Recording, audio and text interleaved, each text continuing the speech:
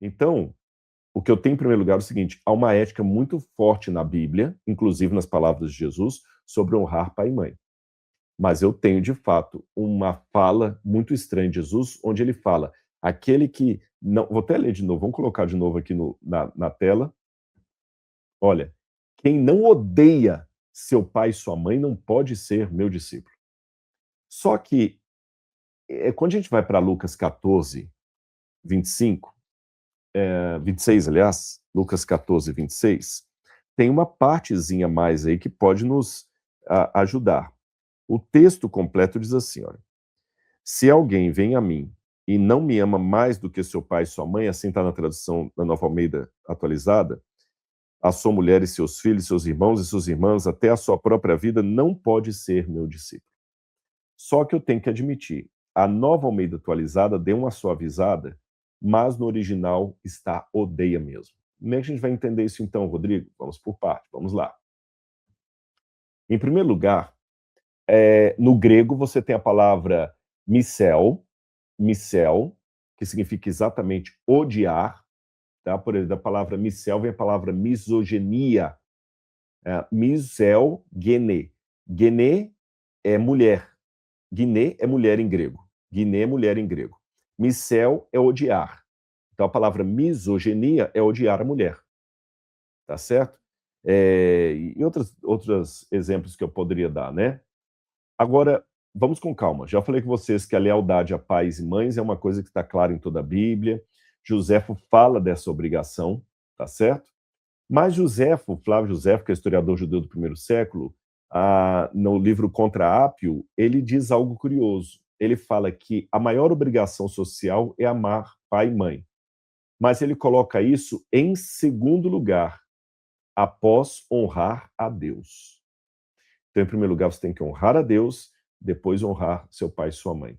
Então, Lucas usa a palavra micel, mas Mateus usa philon, hiper, amar sobre, ou literalmente, amar mais que, tá certo?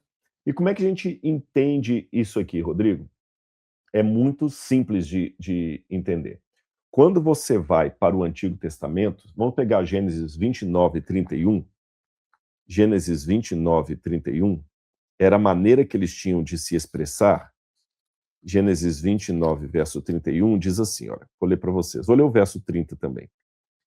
E Jacó teve relações também com Raquel.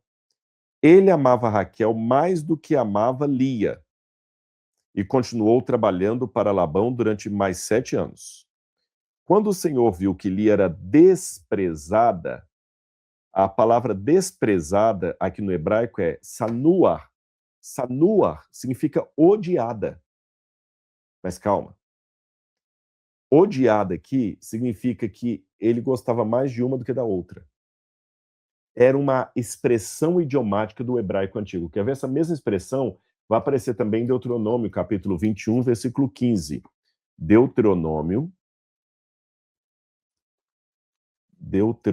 capítulo 21, versículo 15.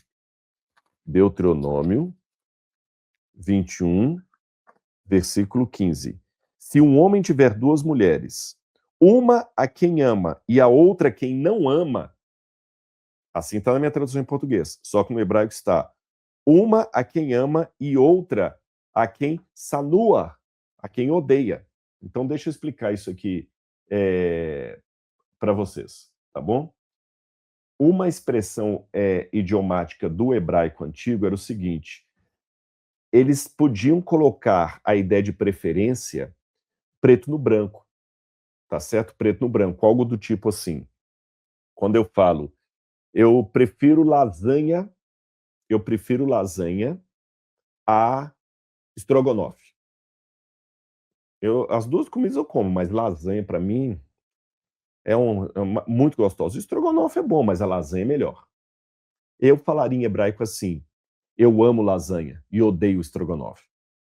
Essa era uma expressão idiomática, um estilo de linguagem que eles falavam para dizer que preferiam uma coisa à outra. Não é literal.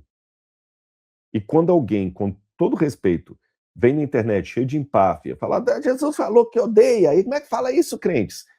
Eu vejo que essa pessoa tem zero conhecimento de hebraico e aramaico da época de Jesus. É um ignorante, com todo o respeito. Porque nenhum hebraísta, nenhum gramático vai ver problema nisso aqui, porque ele sabe que é uma expressão idiomática.